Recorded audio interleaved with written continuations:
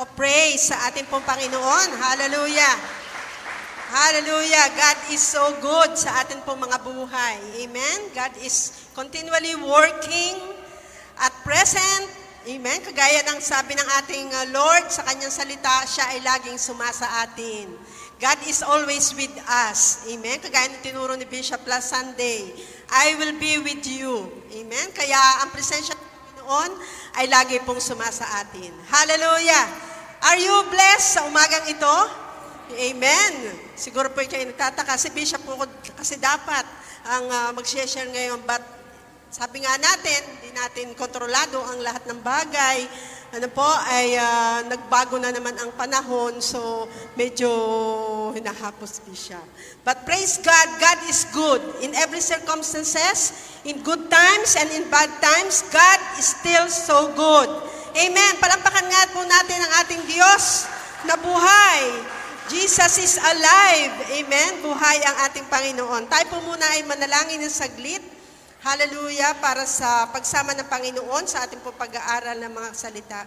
Lord, maraming salamat sa umagang ito, sa dakilang pagsama mo, Panginoon, sa aming pagpupuri at pagsamba. Salamat sa iyong dakilang presensya, Panginoon. At sa aming pagbubulay ng iyong mga salita, O Diyos, ikaw pa rin ang patuloy na manguna sa aming kalagitnaan. Let the wisdom of the Holy Spirit, the revelation of the Holy Spirit be upon us, O God. Hallelujah. Your name be lifted up, Panginoon, sa aming kalagitnaan. Ikaw ang maparangalan at mabigyan ng kaluwalhatian. Salamat po at imiminister mo ang bawat isa sa pamagitan ng iyong mga salita. Receive all the glory, Lord. This is our prayers. In Jesus' name, amen and amen. Palakpakan po natin ang Lord. Hallelujah. Praise God. So, dapat din po ay ngayon ay meron tayong Sunday school. Ano po? Pero parang ni-impress sa akin ni Lord na 2 times a month ay magkaroon. Kasi parang mabigyan ng pagkakataon yung ating testimony. Ano po? Kasi parang nawala yung ating testimony. So, kasi this coming Sunday is first Sunday. Sabi po ni Bishop ay ating family celebration. At sama-sama yung ating mga nabuksan ng mga gawain sa iba't ibang dako ng barangay. Kasi unti-unti na po nating ibinabalik ang ating face-to-face na pagbabahagi ng salita ng Panginoon. So every first Sunday ay bababa lahat at sama-sama tayong magkakaroon ng Holy Communion. At the same time ay celebration sa ating Panginoon. And then second Sunday ay meron tayong Sunday School or yung tinatawag nating Ladder of Success. Third Sunday, and then ito ay last Sunday na, ay para naman meron tayong testimony. Okay po ba yun? So, in-impress sa akin ng Lord, ay okay lang na 2 times. Kaya talagang kalooban ng Lord. Nung Monday pa, parang inaano ako ng Holy Spirit na ako talaga ang tatayo ngayong umagang ito. Sinabihan ko lang si Bishop na, ikaw okay ka na naman. Pero talagang hindi kinaya ni Bishop, talagang ready na, nasa media team na ang PowerPoint ni Bishop. Pero talagang hindi kinaya at sabi ko, Lord, kalooban mo talaga na ako'y magbahagi ng salita ng Panginoon. But praise God, dahil ang Lord ay patuloy na nangungusap sa atin kasi buhay ang ating Lord. Amen? At tayo naman ay laging all around. Amen? Tayo ay cook. Ang mga mother ay all around dyan eh. Tayo ay cook, tayo ay nurse, tayo ay teacher, lahat na. Ano po, at the same time ay preacher pa. Praise God. Kaya napakabuti ng Panginoon na yung biyaya ng Diyos ay ibinibigay sa atin lagi. Amen? If we are willing and continually trusting Him sa lahat ng ating gagawin, sasamahan tayo ng ating Diyos. Amen? Praise God. So, ang ibabahagi ko po ngayong umaga, praise the Lord. Ito po kasi yung aking meditation this week. Kasi piniprepare ko nga, akala ko ay magkakaroon tayo ng Sunday school. Pero very timely dahil dun sa mensahe ng Lord last week, di ba? Ang sabi ng Panginoon, I am with you. Amen? Sabi ng Lord sa buhay po ni Bishop, I am with you. My presence will go with you. Amen? Sabi ngayon ay pangako ng Diyos. Sapagkat ang Diyos natin ay buhay. In this very moment, buhay ang ating Diyos na sumasama sa ating pagpupuri, pagsamba, even in our prayers, ang Lord ay laging naandyan.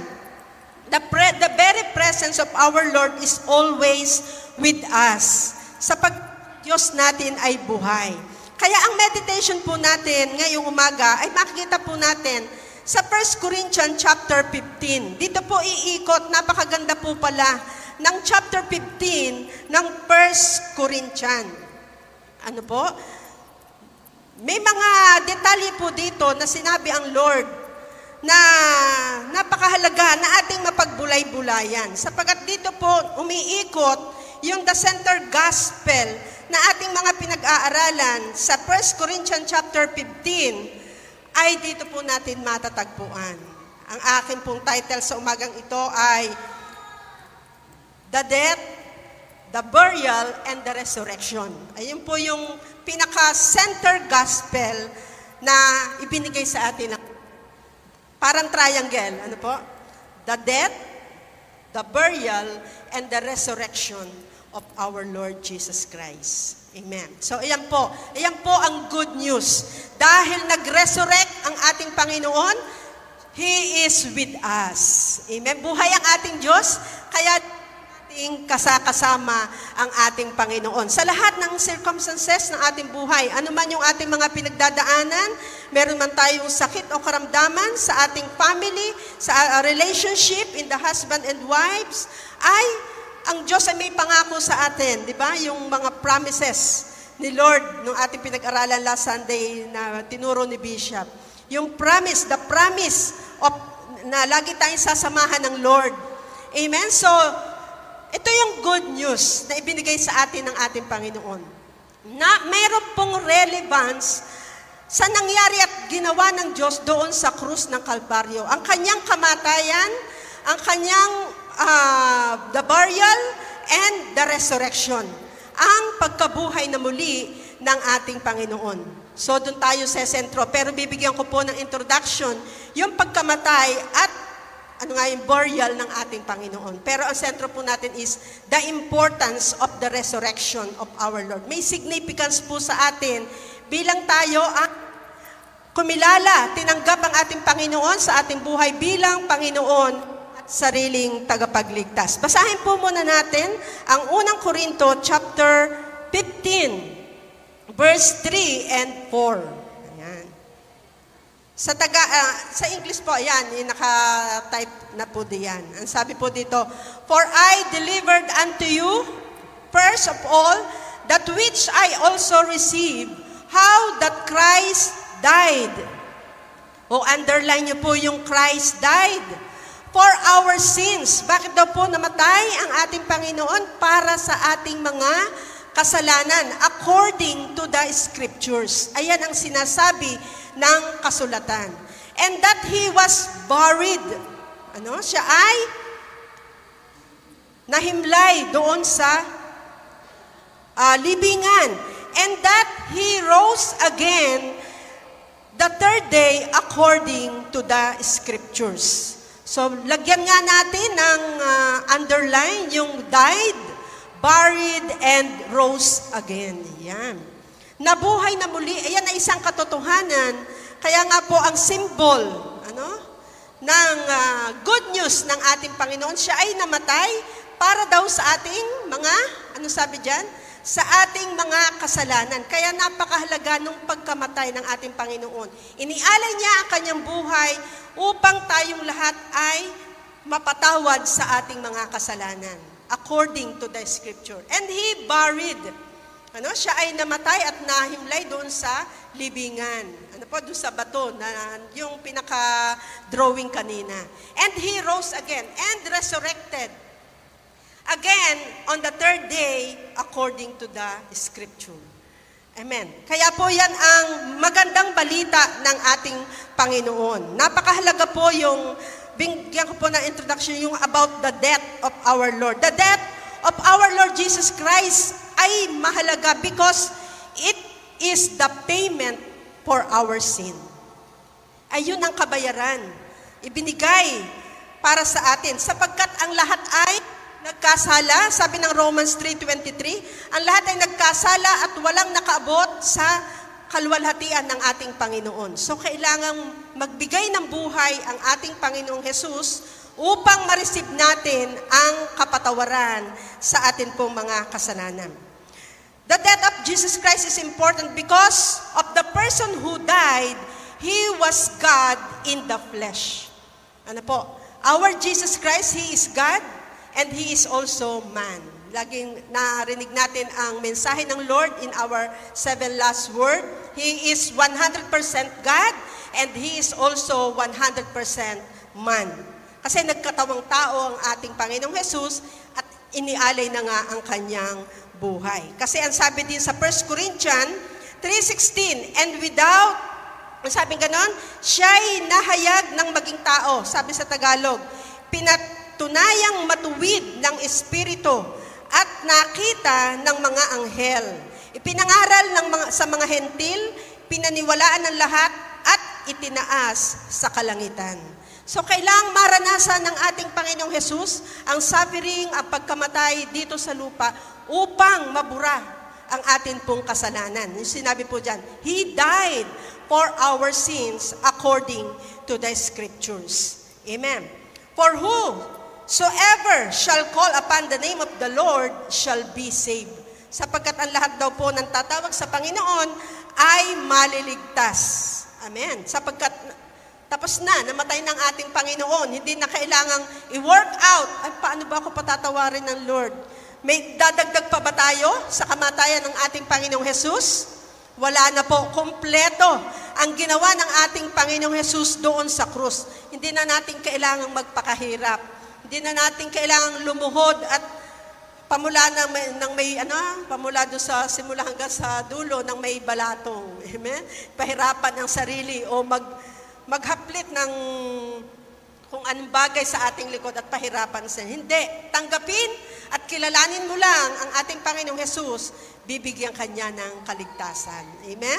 So, napakadali lang po. Amen? So, ano ang resulta ng pagkamatay ng ating Panginoong Jesus? Napakarami pong benepisyo para sa atin.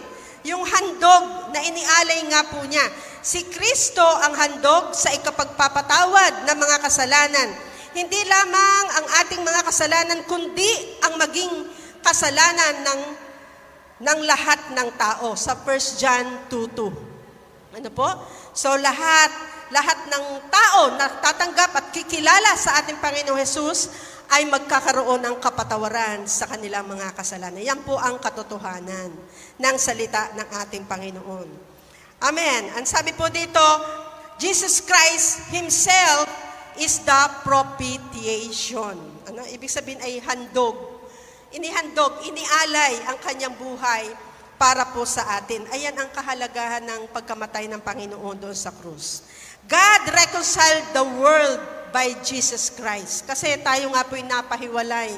Pag sinabing world sa Bible, pag nakabasa po tayo ng world, dalawa po ang ibig sabihin. Lahat ang pinapatungkol ay mundo o kaya ay lahat ng tao. Sanlibutan o the person o yung tayo. Amen? For God so loved the world. Ibig sabihin yung world ay yung tao. Amen? Pagka may binanggit na world sa Bible. So, si Kristo ang handog sa ikapagpapatawad ng mga kasalanan. At ibinigay niya ang kanyang buhay. He reconciled the world through our Lord Jesus Christ. Amen? So, God reconciled the world unto Himself. Ang sabi ng Ephesians chapter 2, verse 2. Hallelujah, praise God. So, ang sabi dito, the Lord Jesus Christ was the ransom.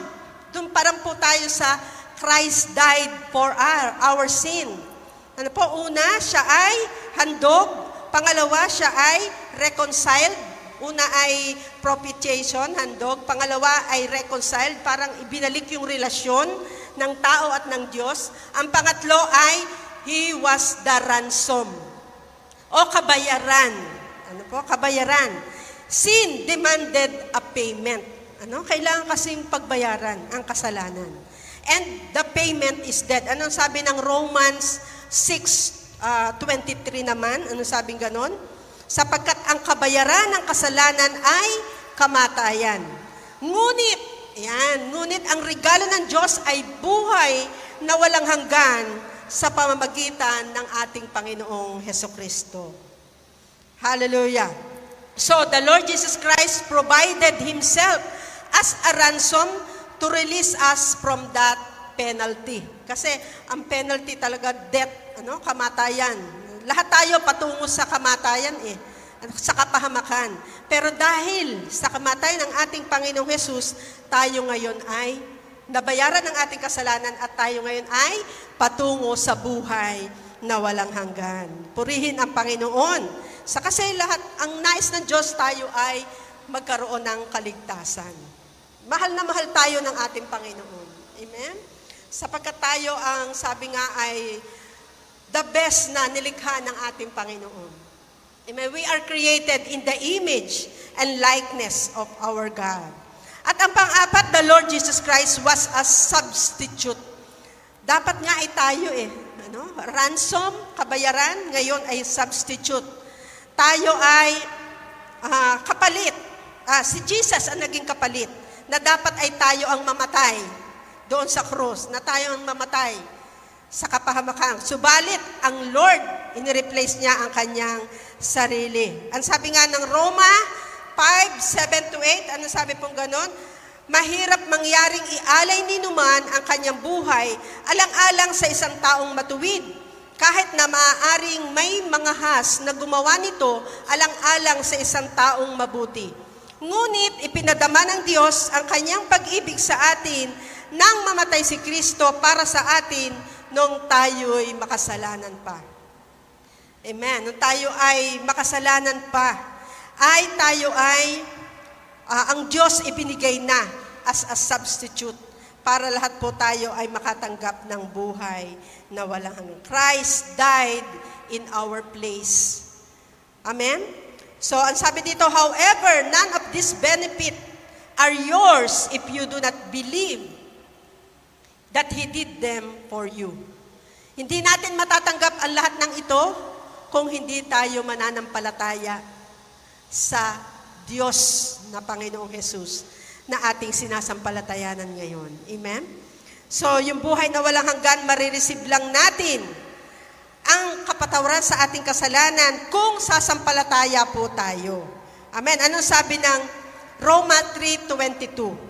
Pinapawalang sala ng Diyos ang lahat ng sumasampalataya kay Hesukristo sa pamamagitan ng kanilang pananalig sa Kanya, maging Hudyo man o Hentil. So, kailangang sumampalataya ang isang tao upang matanggap ang iniaalok na buhay ng ating Panginoong Hesus. So, lahat ba tayo ay tumanggap sa ating Panginoon? Sumampalataya sa ating Diyos?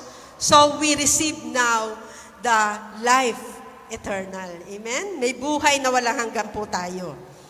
Amen. Praise God. Hallelujah. Ayun po yung kamatayan. Kaya napakahalaga yung pagkamatay ng ating Panginoong Hesus. Ang dami po nating in-identify. Jesus is our propitiation. Siya ang naging handog. Siya ang naging ransom. Siya ang naging substitute. Amen. Ang dami.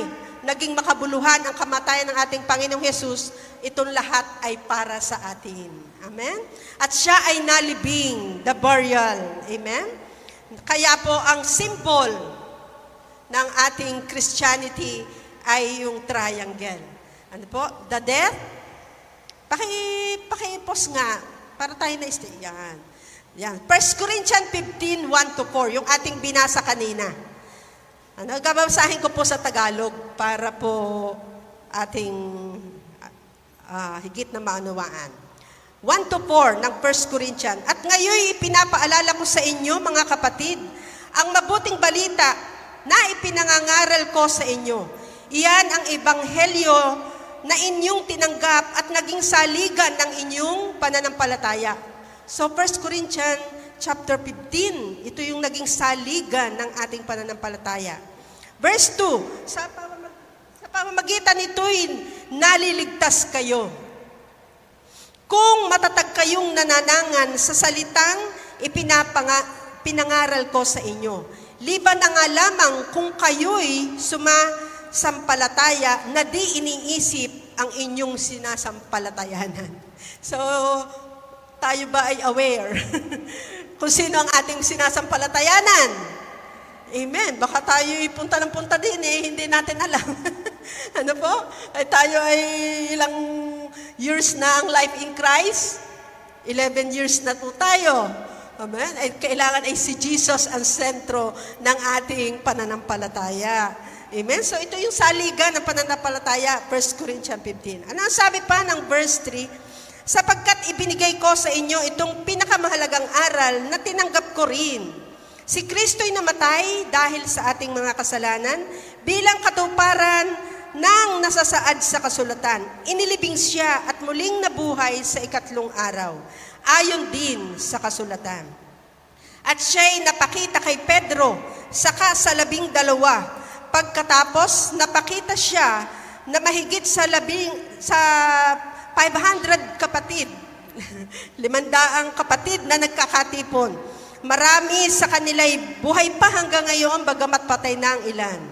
Amen. So, ang sabing ganon ay, yung ating binasa kanina sa English, He died, siya ay namatay para sa ating being at nabuhay na muli. The resurrection, resurrected. Kaya mapalad po tayong lahat. Amen? Mapalad tayo dahil nabuhay ang ating Panginoong Jesus. Ito yung magandang balita ng atin pong kaligtasan. Kung atin pong papansinin dito sa verse, meron pong binanggit din dito sa verse, sa ibaba ng chapter 15. Ano po? Ang sabi dito,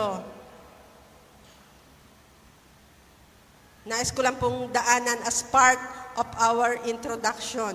Ano po ang sabi dito ng verse 14? Verse 14, ibaba po natin sa chapter 15 din po ng 1 Corinthians.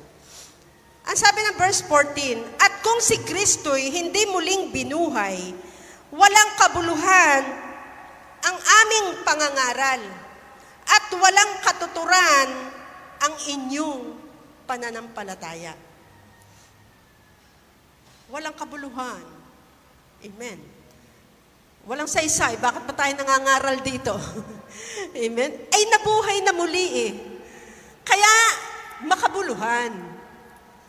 Amen ba? Hindi nawawala ng saysay. Kaya sa 1558, doon sa huli, lagi natin kino-quote, na hindi mawawala ng kabuluhan ang lahat ng ating pagpapagal sa Panginoon. Amen? At may gantimpala pa. Kaya nga, amen, tayo ay magpakatatag. Ayan, ating basahin yun. Yung nakapost na yung kanina. Mahal kong kapatid, magpakatatag kayo at huwag matinag. Maging masipag kayo sa paglilingkod sa Panginoon dahil alam ninyong hindi masasayang ang inyong paghihirap para sa Kanya. Amen. Makabuluhan ang ating mga lahat ng ginagawa sa Panginoon.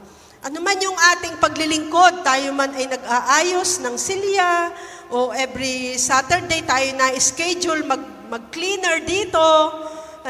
Ayan po ay counted sa Lord. Lahat ng ating ginawa sa Lord, counted po yan. Amen. Yung nag-aayos ng silya, amen. Yung ikaw ay kumamay lamang doon sa ushering, ayan ay paglilingkod natin sa Panginoon. Amen? Ikaw ay nanalangin, ipinanalangin mo ang isang kapatid na humingi ng prayer, sister, ipag-pray mo naman ako. So, ito'y ginawa mo sa Panginoon. Naging daluyan ka. Amen? Ng pagpapala ng Lord. Kaya, very symbolical, yan pong triangle sa atin. The gospel of Jesus Christ. Hindi kita yung death. Yung death, pababa, the burial, and the resurrection of our Lord Jesus Christ. Amen. Kaya ang sabi nga dito sa verse 19, tingnan din po natin ang verse 19. Kung ang pag-asa natin kay Kristo ay para sa buhay na ito lamang, tayo na ang pinakakawawa sa lahat ng tao. Dito lang ba ang pag-asa natin? Hindi. Our hope is in God in heaven. Yung a life after death, meron pa po yun. Kaya hindi tayo kawawa. Amen? Amen po ba? Palakpakan nga po natin ang Lord. Hallelujah. We are blessed. Amen? Tayo po ay mapalad sapagkat meron tayong great hope, the hope of glory na ibibigay sa atin ng Panginoon once na natapos na yung buhay natin dito sa lupa. Ito yung good news ng ating Panginoon, na hindi tayo kawawa. Kasi minsan kinokot to ng mga ibang mananampalataya Ano? Kung hindi nabuhay na muli ang ating Panginoon, ay nabuhay na muli. So, hindi tayo kawawa. Amen. Praise God. So, yung resurrection na po tayo, yung pagkabuhay, ito yung napakahalaga din po, isa sa mahalaga. Kaya yung tatlong yun. Dito po iikot yung ating meditation din sa resurrection. The importance of the resurrection of our Lord Jesus Christ. Amen. Sa una, kahalagahan ng pagkabuhay na muli ng ating Panginoong Jesus. Sabi nga po dito, ang pagkabuhay na muli ng ating Panginoong Jesus. Matatagpuan natin sa Mateo chapter 28, verse 1 to 6. Ayan, alam natin ang story na siya'y nabuhay. Makaraan ng araw ng pamamahinga sa pagbubukang liwayway, ng unang araw ng Sanlinggo, lumakad si Maria Magdalena at ang isa pang Maria upang tingnan ang libingan ni Jesus. Biglang lumindol ng malakas, bumaba mula sa langit ang isang anghel ng Panginoon, iginulong ang batong nakatakip sa libingan at umupo sa ibabaw niyon. Ang kanyang mukha ay nakakasilaw na parang kidlat at puting-puti ang kanyang damit. Nanginig sa takot ang mga bantay nang makita ang anghel at sila'y nabuwal na parang mga patay. Ngunit sinabi ng anghel sa mga babae, huwag kayong matakot. Alam kong hinahanap ninyo si Jesus na ipinako sa krus. Wala na siya rito, sapagkat siya'y muling nabuhay, gaya ng kanyang sinabi. Halikayo't tingnan ninyo ang pinaglibingan sa kanya. Ito po yung testimony ng Mateo, na makikita natin in the book of sa Mateo, na si Maria Magdalena, na nag-testify na wala si Jesus doon sa tomb. Ano po? At siya ay nabuhay na muli kasi sinabi ni Jesus na siya ay nabubuhay pa. Ang gusaling ito, o ang sabi niya, ang katawang ito ay mamamatay, subalit pagkaraan ng 3 araw, ito ay mabubuhay na muli. At naganap nga ang kanyang sinabi. Praise God! At ito ay may kabuluhan sa ating mananampalataya, ang pagkabuhay na muli ng ating Panginoong Jesus. Ang sabi ng Efeso 2, chapter 2, verse 4 to 6, subalit napakasagana ng habag ng Diyos at napakadakila ng pag-ibig niya sa atin. Tayo'y binuhay niyang kasama ni Kristo noong tayo'y mga patay pa dahil sa ating pagsuway. Naligtas nga kayo dahil sa kanyang kagandahang loob. Dahil sa ating pakikipag-isa kay Hesukristo, tayo'y muling binuhay na kasama niya upang mamunong kasama niya sa kalangitan. Ito po yung importance na hindi po basta lang history na nabuhay. Ito yung kabuluhan na tayo'y kasamang nag-resurrect ng ating Panginoon. Nung simula nung kinilala natin ang Panginoong Hesus bilang Panginoon at sariling tagapagligtas ng ating buhay, kasama daw po tayong binuhay. Ano po, dahil tayo dating mga patay pa dahil sa ating mga pagsuway, dahil sa ating mga kasalanan. Pero binuhay ang ating espiritu ng ating Panginoon nung kinilala natin siya. Amen? Naligtas tayo dahil sa pamagitan ng kanyang kagandahang loob. Nung tayo'y nakipag-isa sa Panginoong Hesus, tayo'y muling binuhay na kasama niya. Amen? Yung resurrected life, meron po tayo ngayon. Amen?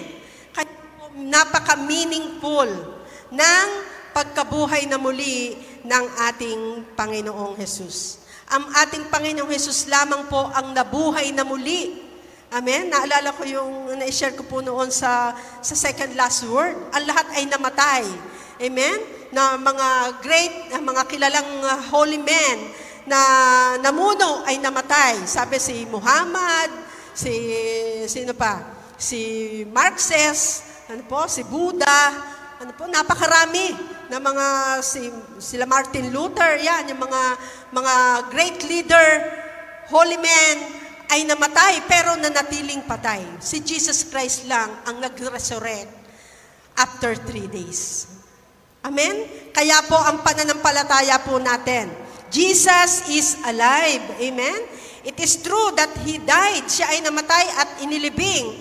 Subalit siya ay muling nabuhay. Kaya po, mapalad po tayo at ang Panginoong Hesus ay nabuhay. Kaya ito yung napakahalaga, the most important thing about sa ating pananampalataya, about our faith. Sapagkat kung walang resurrection, sabi nga nung ating binasa kanina, walang kabuluhan. Kung bakit tayo naandito ngayon at kung bakit tayo ay patuloy na naglilingkod at nag-aaral ng kanyang salita. Amen. Praise God. Kaya ito po'y 3 lamang itong kahalagahan. The importance of the resurrection of Jesus Christ. Una, ang sabi pong ganon, it means that we have an all-powerful God.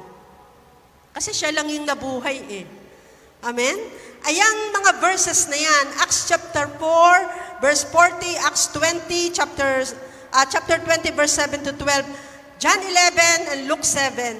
Ayan po yung mga verses na makikita natin po dyan, ang ginawang himala ng ating Panginoon noong siya ay bumuhay ng patay. Ano? Kasi Jesus Christ He's God. Amen? Siya ay Diyos na nagkatawang tao. Pero He is a powerful God na kaya niyang buhayin ang pamula sa kamatayan, kaya niyang buhayin.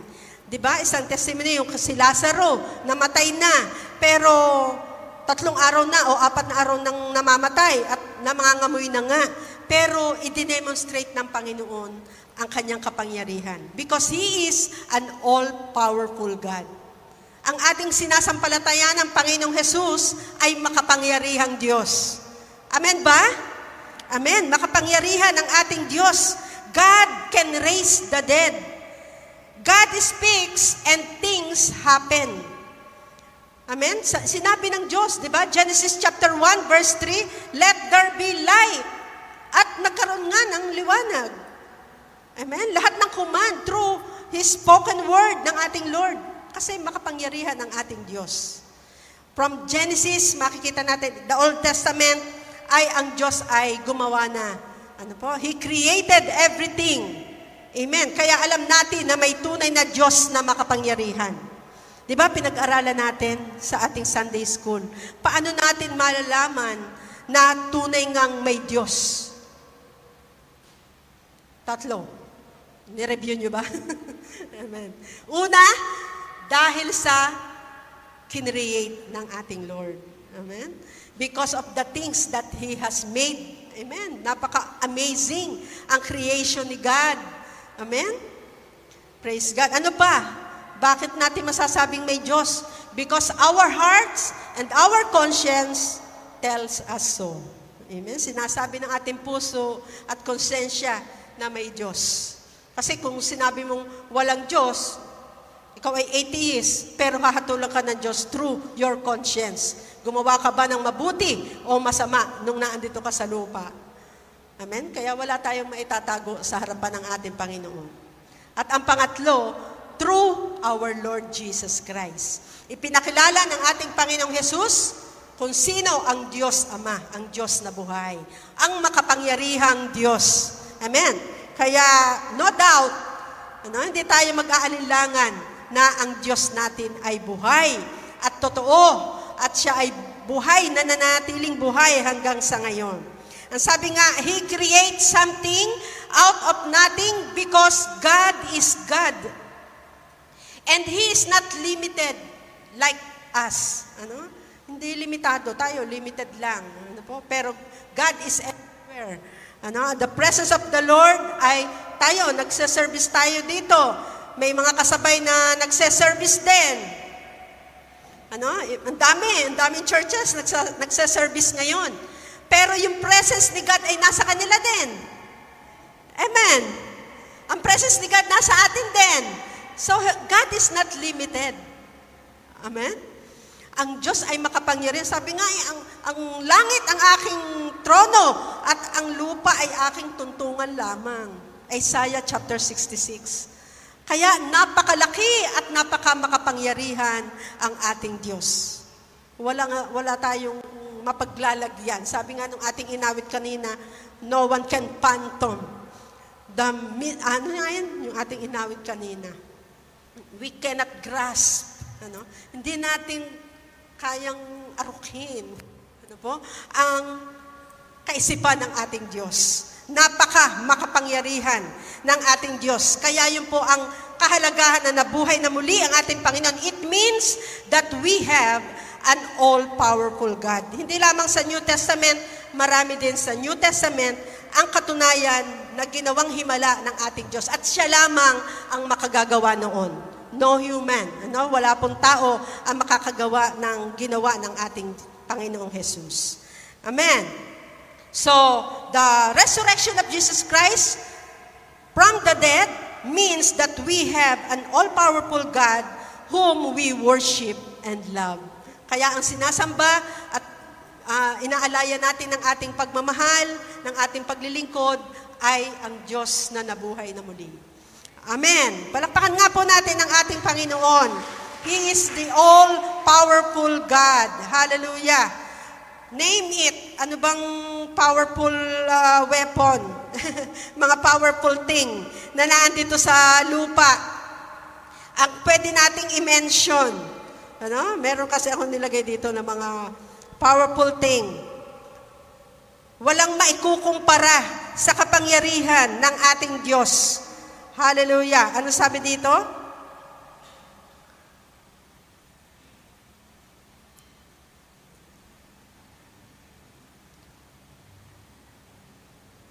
Ang sabi po dito, anumang powerful thing, anong mga scientific power, may mga tinatawag na human power, athletic power, intellectual power, political power, military power, medical power.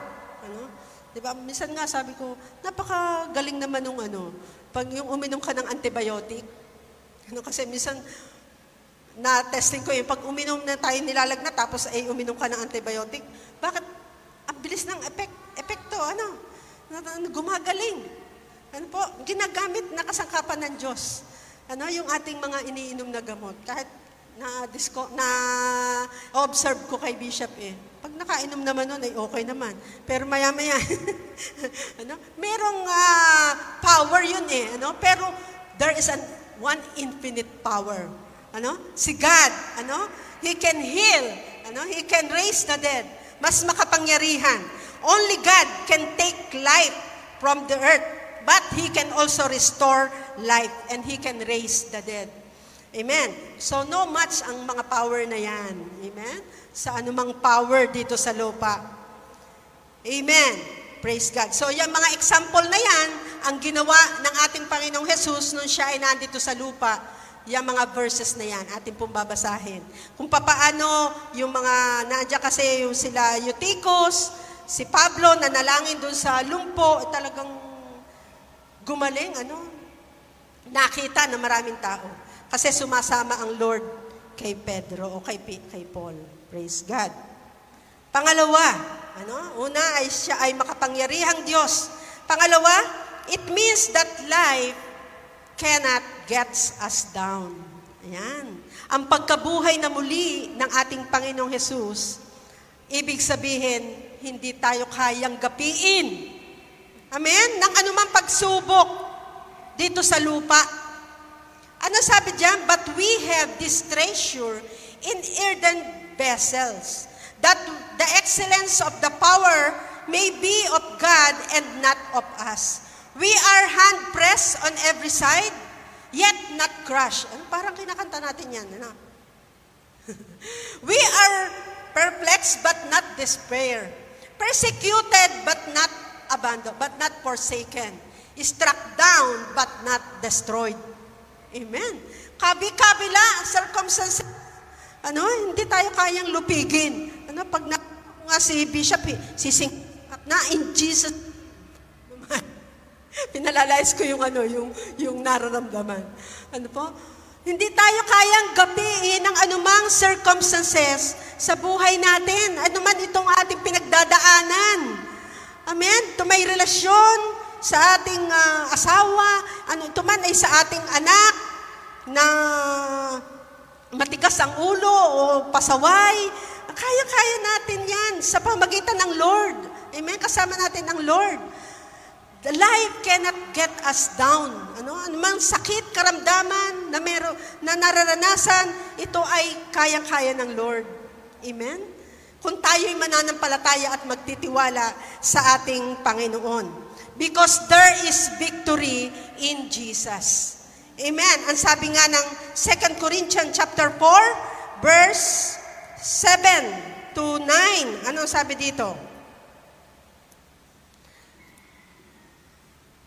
But, ito na nga po yung ating binasa kanina sa Tagalog. Ano po? Praise God. 1 Peter chapter 5, verse 6 to 7 pala. 1 Peter chapter 5, verse 6 to 7. Atin ngang ipos.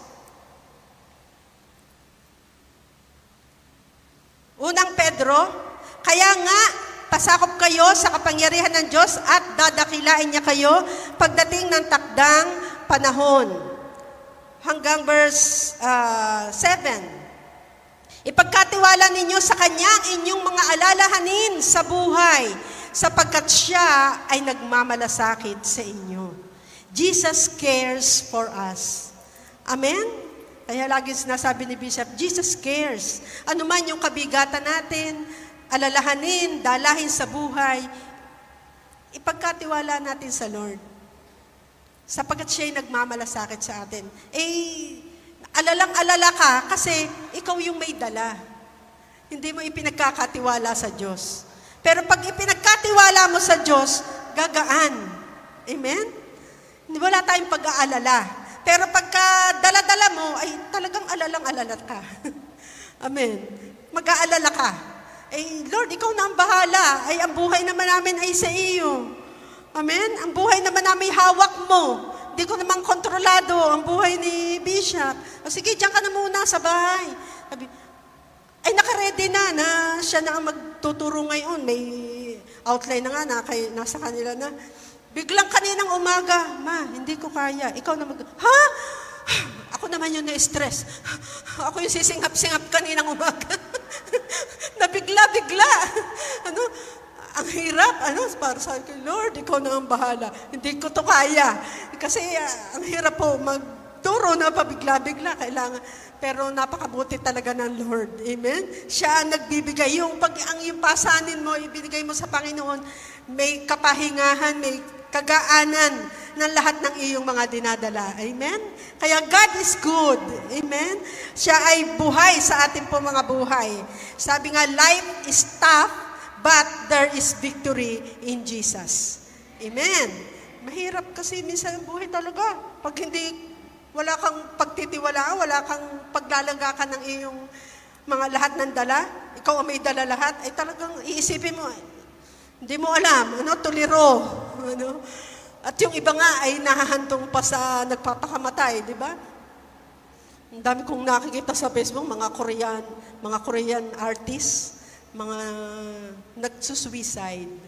Kasi walang Lord sa buhay. Ano po? Praise God. But we are so blessed. Dahil meron tayong Panginoon, ayan ang sabi. Ating ang basahin niya sa Tagalog, 2 Corinthians 4, verse 7 to 9. Ano po? Ang ganda din yan sa Tagalog. 2 Corinthians 4, 7 to 9.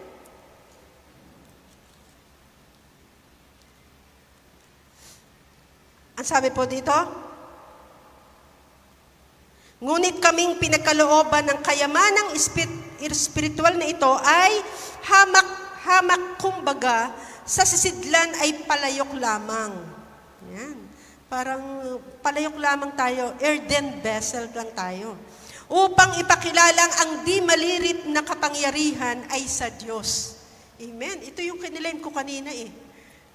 Ako yung sisidlan lamang. Amen? Galing sa putik. Nagdrama kay Lord.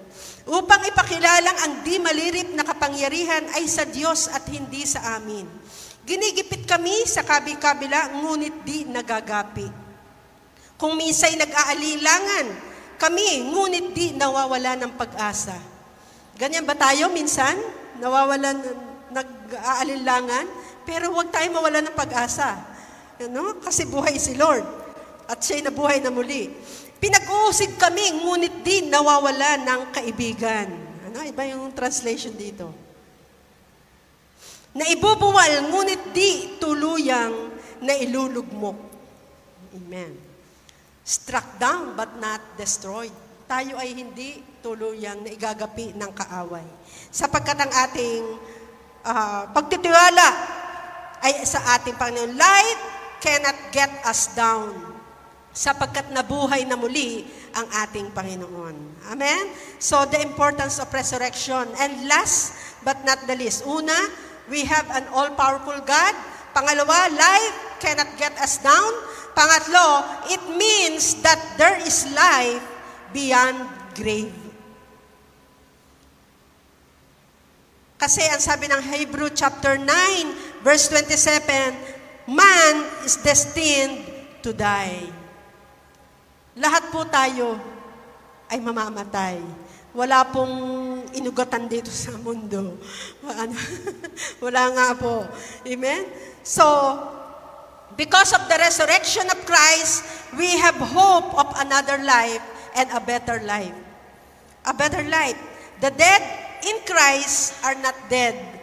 Ano? Tayo ay may buhay na muli, buhay na walang hanggan. Ang kaloob ng Diyos sa atin. Hallelujah. Kaya tayo ay may pag-asa. Ano? Meron tayong, nababasa ko sa rest in peace. Mamahinga sa piling, may kapahingahan.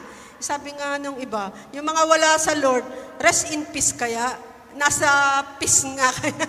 Ay, paano pag nasa impyerno? Kasi dalawa lang naman ang pupuntahan ng tao eh. Ano? Langit o impyerno. Wala pong middle. Dahil ayun ang sinaad sa Luke chapter 16, na lahat ng nandini ay hindi pwedeng pumarian at ang mga nariyan ay hindi pwedeng pumarini. So, dalawa lang at merong nasa gitna. So, yung isa ay nasa kapurosahang walang hanggan. So, hindi rest in peace yun. Rest in trouble. Rest in suffering. Rest in... hindi. So, you are not in a better place. Pagka tayo ay naando sa kabila. Pero, pag tayo ay may Diyos, may Jesus sa puso, kuhanin man agad ang ating buhay, tayo ay may nasa better place. Rest in peace talaga. Amen! Palakpakan natin ang ating Panginoon. Hallelujah! Ang sabi nga ng Unang Thessalonica chapter 4 verse 13 and 14, brothers, we do not want you to be ignorant about those who fall asleep or to grieve like the rest of men who have no hope. We believe that Jesus died and rose again, and so we believe that God will bring with Jesus those who have fallen asleep in Him. Because of the resurrection of Christ, we have hope of another life and a better life. Amen? Tingnan nga po natin sa Tagalog. 1 Thessalonica chapter 4, verse 13.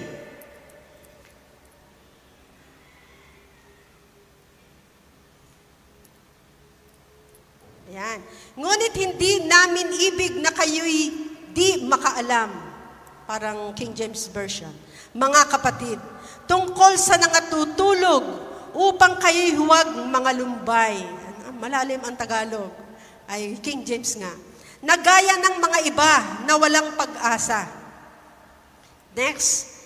Sapagkat kung tayo'y nagsisisampalatayang si Jesus ay namatay at nabuhay na maguli, ay gayon din naman ang nangatutulog kay Jesus ay dadalhin sa Diyos na kasama niya. Amen. Tayo din ay bubuhayin ng ating Panginoong Jesus. Amen. Kaya po tayo ay may hope, a better place, a better life. Kung tayo dito sa lupa ay puro hirap na lamang, ay huwag na tayong pumayag na doon sa kabilang buhay ay mahirap pa din. Amen. Kailangan naman ay a better life naman.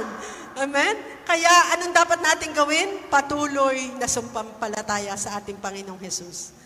Amen. Patuloy na maglingkod sa may reward pa. May ma-receive pa tayong reward sa Lord. Kaya in conclusion, ang sabi ng Roma chapter 6. Ito po yung ating huling verse na babasahin.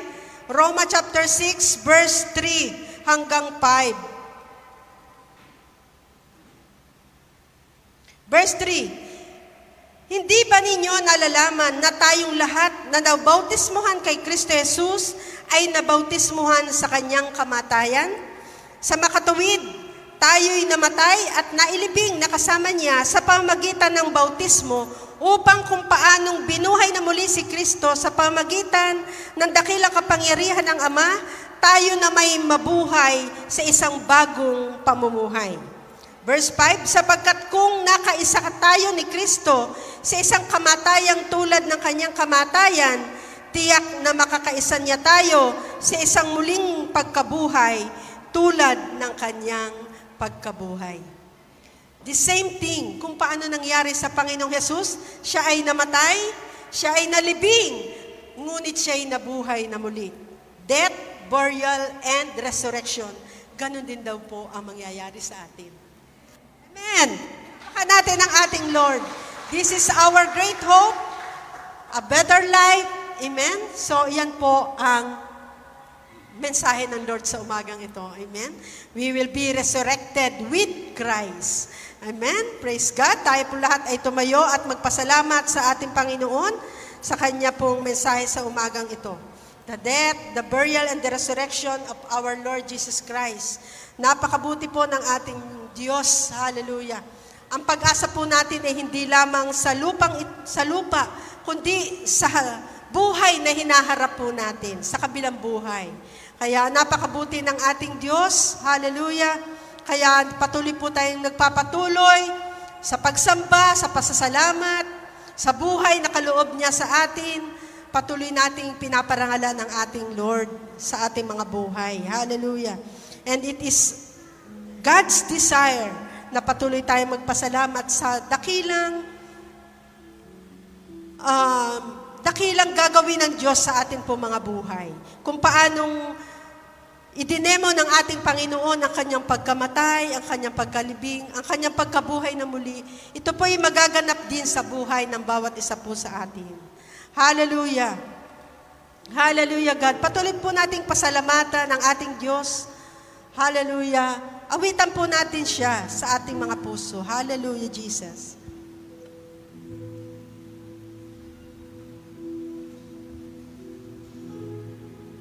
Gawin nating panalangin.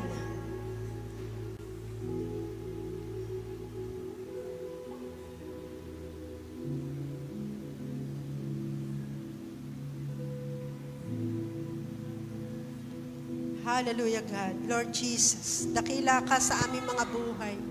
Salamat sa banal mong Espiritu, Panginoon. Hallelujah, God.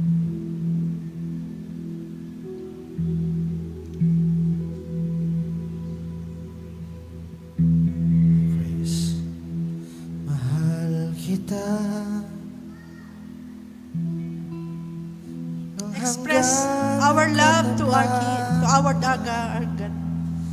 Hallelujah. Buhay ko, hawak mo sa iyong kamay. Hallelujah. Gawin nating panalangin sa ating Nasa Diyos. mula Sapagkat napakabuti ng ating Panginoon. hanggang sa pag-ibig, awitin ko Ang kabutihan ng Diyos. ika'y tapat. Minsan pa, Ika'y tapat sa habang buhay. yes, Lord. Ika'y mabuti magpakailanman. Hanggat ako ay nabubuhay. Hanggat ako'y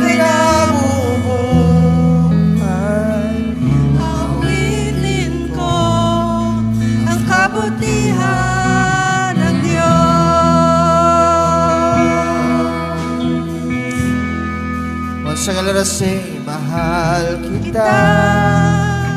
Express our love to Him. Walang hanggan ang iyong biyaya. Buong buhay ko hawak mo sa iyong kamay. Mula sa aking pagmulat hanggang sa pag-ibig, awitin ko ang kabutihan ng Diyos. Ika'y tapat sa habang buhay. Ika'y tapat sa habang buhay. Ika'y mabuti magpakailanman. Ika'y mabuti magpakailanman.